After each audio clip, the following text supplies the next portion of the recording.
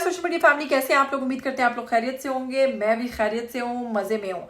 Once there was a crow, he flew here and there in search of water. मुझे कुछ नहीं हुआ भाई, मैं ठीक हूँ।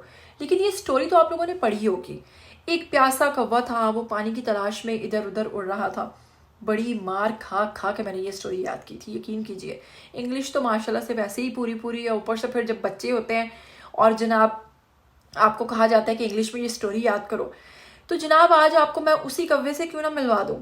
हो सकता है इस कव्वे की खातिर आपने भी बहुत सारी मार खाई हो। तो जनाब खुद ही देख लीजिए, कव्वे पर बनी थी वो कव्वा जनाब कहाँ है जी, ये देखिए। आप देख सकते हैं वीडियो में कि किस तरह से वो मसरूफ़ है उसी तरह कंकर उठाने में, जिस तरह हमने स्टोरी में पढ़ा। और आज इस कव्वे को देखकर मुझे बहुत बहुत बहुत हैरत भी हुई है और साथ ही साथ पे अपना बचपन भी याद आ गया है। तो सोचा कि क्यों ना आपको भी इस कव्वे से मिलवाएं।